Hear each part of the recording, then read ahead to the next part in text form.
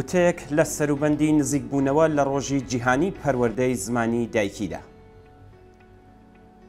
سبەینێ چوارشەممە دووهەمی مانگی ڕەشەمە ڕۆژی جیهانی زمانی دایکیە. ڕۆژی 21 فێڤریەی 1952 زاینی ژمارەیەکی زۆر لە خوێندکارانی بەنگالی زمان لە زانکۆی داکا پایتەختی بەنگڵادێشی ئێستا و پاکستانی ڕۆژهەڵاتی ئەو کات لە ناڕزایەتی بەرامبەر بە سەپاندنی زمانی ئۆردۆ وەک زمانی فەرمی لەلایەن دەوڵەتی ناوەندی پاکستان و بە ئامانجی بە فەرمی ناساندنی زمانی دایکی خۆیان زمانی بەنگالی لە حەساری زانکۆدا خۆپیشاندانیان کرد.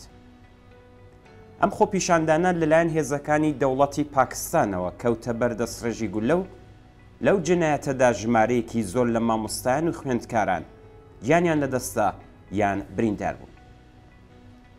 درێژەی خەباتی خەڵکی بەنگالی زمان بووە هۆی ئەوەی کە لە ساڵی 1970 بەنگڵادێش لە پاکستان جیابێتەوە وا ببێت با وڵاتێکی سربەخۆ. ڕۆژی 17 نوامبری ساڵی 1999 زاینی ڕێکخراوی پەروەردەی زانستی و فەرهەنگی سەر بە نەتەوەیەکگرتووەکان یونسکۆ پێداگری لەسەر پێویستی پەروەردەی زمانی دایکی وەک مافێکی شارۆمەندی و جیهانی کردەوە. هەروەها پێشنیاری فەرمی دەوڵەتی بەنگڵادێشی بۆ بە فەرمی ناساندنی ڕۆژی 21 فێڤریەی وەک ڕۆژی جیهانی زمانی دایکی قبول کرد. 188 وڵاتی ئەندامی یونسکۆ لەوانە کۆماری ئیسلامی ئێران دەنگی ئەرێنیان بەو پێشنیازەدا. دوا بە دوای ئەوە بۆ یەکەمین جار مەراسمی ڕۆژی جیهانی زمانی دایکی لە مانگی فێڤریەی ساڵی 2000 لە پاریس بە بەشداری نوێنەرانی وڵاتە جۆراوجۆرەکانی جیهان و زمان ناسان و پسپۆڕانی بواری پەروەردەیی لەلایەن ڕێکخراوی یونسکۆوە بەڕێوەچوو. لەو کاتەوە لە زۆریەک لە وڵاتەکان ساڵانە بەم بۆنەوە مەراسم بەڕێوە دەچێت.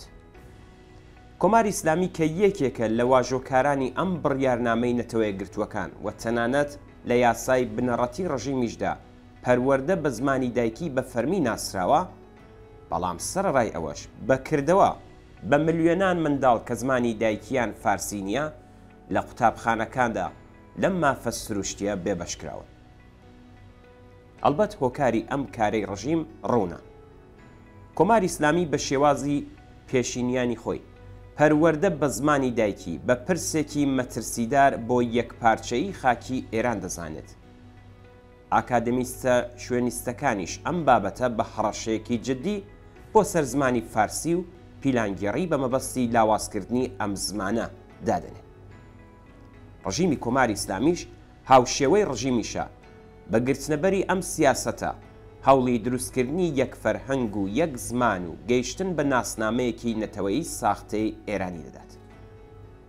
ئەم سیاسەتە ئەگەر لە سەرەتای زاڵبوونی سیستمی سەرمایه‌داری لە ئوروپا و هەروەها وڵاتانی کۆلۆنیالیزمی ژێر هێژمونی ئەو وڵاتانەدا ڕێگایەک بوو بۆ یەکسانکردنی کۆمەڵگاکان لە هەندێک ناوچەی جۆغرافیایی دیاریکراودا، دروستکردنی دەوڵەت نەتەوەکان و پێکهێنانی بازاڕی کار و کاڵای ناوخۆیی لە سەردەمی جیهانگیری سەرمایە و سەردەمی شۆڕشی پیشەسازی دووەمدا بزوتنەوەیەکی کۆنەپەرست لە خزمەت پاراستنی هێژمونی دار و دەستە مافیایە دەسەڵاتدارەکاندایە.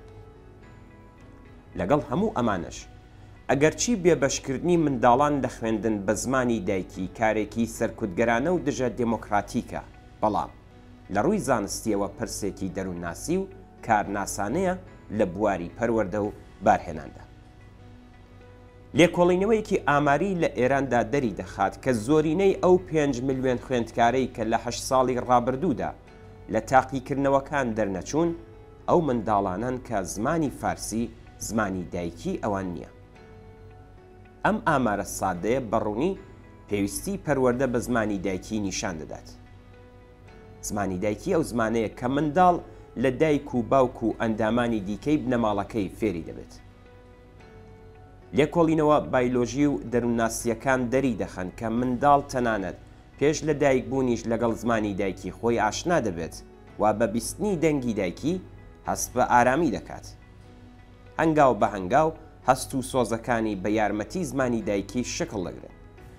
بە یارمەتی زمانی دایکی جیهانی دەوروبەری خۆی دەناسێت و پەیوەندی لەگەڵدا دروست دەکات.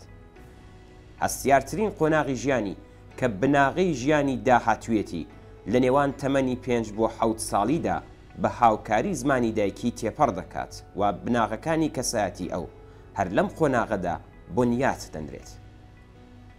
لە ئێرانی ژێردەسەڵاتی ڕژیمی ئیسلامیدا قەدەغەکردنی خوێندن لە منداڵان و لاوان و تازە لاوان بە زمانی دایکی و لە هەمان کاتدا لە بەرچاو نەگرتنی فەرهەنگ و ئەدەبیاتێکی ئەو خەڵکەی کە بە درێژایی سەدان ساڵ بەرهەم هاتووە و دەوڵەمەند کراوە بەشێکە لەو ستەم و هەڵاوارنەی کە بەسەر ئەو نەتەوانەدا دەسەپێندرێت کە لە جۆگرافیایی ئێراندا دەشین.